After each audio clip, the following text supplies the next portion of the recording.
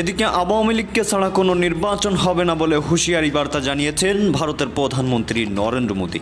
এমনই চাঞ্চল্যকর বক্তব্যে কেঁপে উঠেছে বাংলাদেশের রাজনৈতিক অঙ্গন। অন্যদিকে শেখ হাসিনার পক্ষ নিয়ে যুদ্ধের ঘোষণা ভারতের। থমথমে অবস্থা সীমান্তে, সতর্ক অবস্থানে সেনাবাহিনী।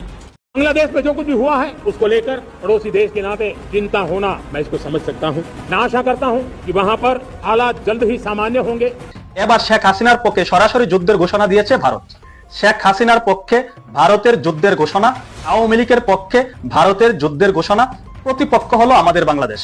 আর বাংলাদেশের আকাশে দেখা গেল ভারতের সেই পরমাণু অগ্নিভাই। এখানে কি বাংলাদেশি লক্ষ্য নাকি ভারতের টার্গেটটা আরো বড়? ভারত এই মিসাইল টেস্ট করে ক্ষমতাটা বুঝিয়ে দিল। ভারত ও বাংলাদেশ সীমান্তে সাম্প্রতিক সময়ে এমন কিছু ঘটনা। দর্শক, দেশ পূর্বার দূরে কিংবা কাছে যারা এই মুহূর্তে দেখছেন, আশা করি সবাই ভালোই আছেন। দর্শক, নতুন একটি ভিডিওতে আপনাকে স্বাগতম। দর্শক, এবার ভারত কঠিন হুঙ্কার দিয়েছে, যদি নির্বাচনে আওয়ামী লীগকে না নেওয়া হয় তাহলে ভারত যুদ্ধ ঘোষণা করেছে। দর্শক, বাংলাদেশের উপর দিয়ে একটা মিসাইল ছুড়েছে ভারত আহ্বান করতেছে যদি তাদের দাবি মেনে না নেওয়া হয় তাহলে কিন্তু এই মিসাইল বাংলাদেশে ফেলানো হবে। দর্শক, ভারত এবার বাংলাদেশের কোন জেলা দখল করতেছে সেটা কিন্তু প্রকাশ হয়ে গিয়েছে।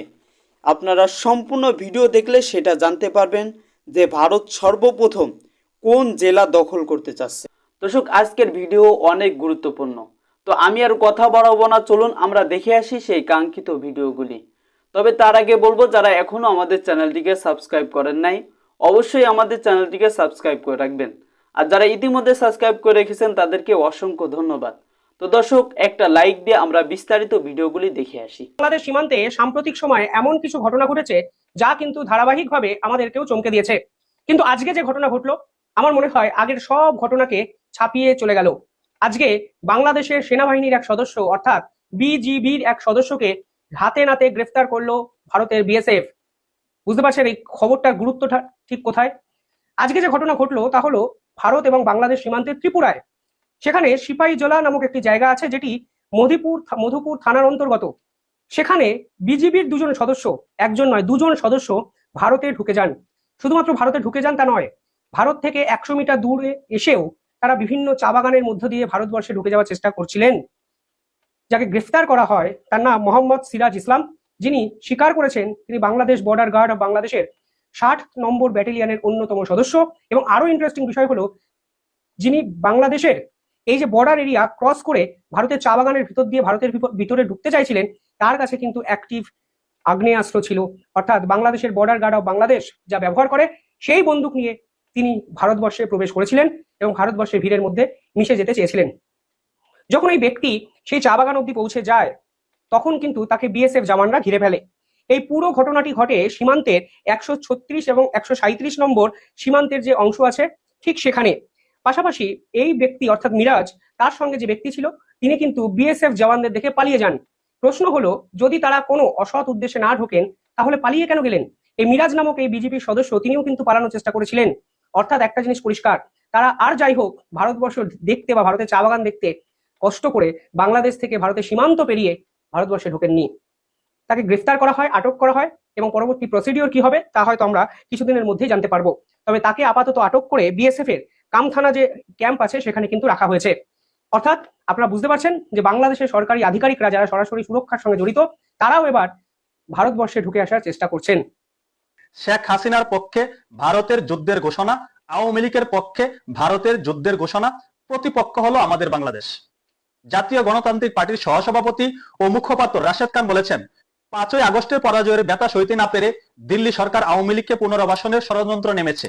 সীমান্ত হত্যা, অবৈধ পুশিন ও মিথ্যা প্রপাগান্ডা ব্যর্থ হয়ে এবার শেখ হাসিনার পক্ষে সরাসরি যুদ্ধের ঘোষণা দিয়েছে ভারত। তিনি এখানে বলছেন, আওয়ামী লীগকে পুনর্বাসন, সীমান্ত হত্যা, অবৈধ পুশিন, মিথ্যা প্রপাগান্ডা এগুলো ভারত চালিয়েছে। এটিকে মেনে নেওয়া যায়, ভারতের বিরুদ্ধে এই ধরনের অভিযোগ করা যায়। কিন্তু এরপর তিনি কি অভিযোগটি করলেন? তিনি বলছেন, এইসব কর্মকাণ্ডে ব্যর্থ হয়ে শেখ হাসিনার পক্ষে সরাসরি যুদ্ধের ঘোষণা দিল ভারত। ভারত কি উনাকে ফোন দিয়ে বলেছে যে আমরা যুদ্ধ ঘোষণা করলাম? ভারত কি এই অন্তর্বর্তী সরকারকে বলেছে আমরা যুদ্ধ ঘোষণা করলাম? এই অভিযোগটি যদি সত্য হয় তাহলে আমাদের বাংলাদেশে প্রতিরক্ষা বাহিনী কি করছে? আমাদের বাংলাদেশ সরকার কি করছে?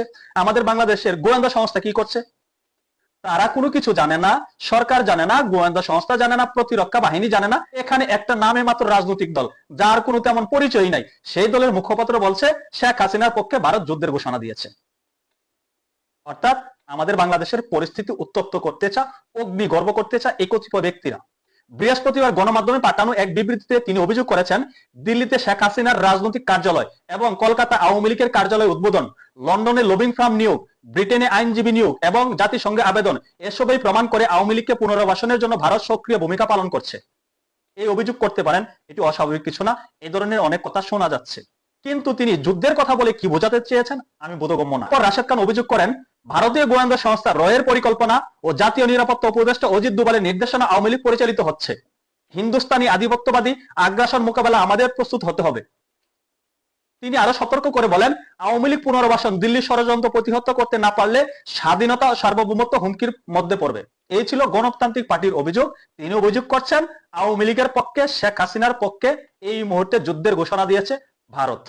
আমাদের বাংলাদেশের রাজনৈতিক ব্যক্তিরা এই ধরনের আলোচনা করতে ব্যাপক পছন্দ করেন। তবে এখানে যুদ্ধ ছাড়া অন্য যে কয়টি অভিযোগ করেছেন এই নিয়ে ব্যাপক আলোচনা সমালোচনা এই মুহূর্তে চলছে। ভারতে আওয়ামী লীগের কার্যালয় স্থাপন করা হয়েছে, শেখ হাসিনার কার্যালয় স্থাপন করা হয়েছে, এমন কথা বলা হচ্ছে এবং বাংলাদেশের পক্ষ থেকে ভারতের কাছে জানতেও চাওয়া হয়েছে। ভারতের পক্ষ থেকে বলা হচ্ছে এই ধরনের কোনো কার্যক্রম আওয়ামী লীগ ভারতে বসে করতে পারবে না। দেখা যাক পরিস্থিতি কোন দিকে যায়, তার কথা বাস্তবায়িত হয় কিনা, তার কথাই সত্য প্রমাণিত হয় কিনা। জাপান কিভাবে কি ধরনের নির্বাচন চায় বাংলাদেশে, এ ব্যাপারে জাপান বলেছে তারা চায় free, fair and inclusive election, অর্থাৎ মুক্ত, সুষ্ঠু এবং অন্তর্ভুক্তিমূলক নির্বাচনের পক্ষে জাপান তার অবস্থান স্পষ্ট করেছে। জাপানি অ্যাম্বাসাডার সায়েদা সিনিচি তিনি বলেছেন যে জাপান বাংলাদেশের শান্তিপূর্ণ এবং গণতান্ত্রিক রূপান্তরের প্রচেষ্টাকে সমর্থন করে। Embassy of Japan in Bangladesh দূতাবাস 2রা জুলাই 2025 স্পষ্ট ভাষায় লিখিত বিবৃতি দিয়ে বলেছে, জাপান প্রোভাইডস জেপিওয়াই মতলব জাপানি ইউএন সেই হিসেবে 695 মিলিয়ন, তার মানে এটা ইউএস ডলারের হিসাবে এটা হয় 4.8 মিলিয়ন, মানে প্রায় সেটা 70 কোটি টাকা, 70 লক্ষ কোটি টাকার মতো সেটা আসছে, 70 কোটি টাকার মতো আসছে। আচ্ছা, এরপরে তার মানে এই পরিমাণটা কিন্তু ইউরোপীয় ইউনিয়নের সবগুলো দেশ মিলে যে টাকা দিয়েছে তার থেকে কিন্তু বেশি টাকা দিচ্ছে একা জাপান, 4.8 মিলিয়ন। কিন্তু বাংলাদেশের খবরের কাগজগুলোতে জাপানের এই যে টাকাটা, এটার কোনো উল্লেখ আপনারা তেমন ভাবে দেখতে পাননি নিশ্চয়। তার কারণ হচ্ছে জাপান ওই যে অন্তর্ভুক্তিমূলক নির্বাচনের কথা বলেছে, আওয়ামী লীগকে নিয়ে নির্বাচনের কথা বলেছে, সেই জন্য জাপানের এই খবরটি খুব বেশি প্রচার পায়নি বাংলাদেশের মিডিয়াতে।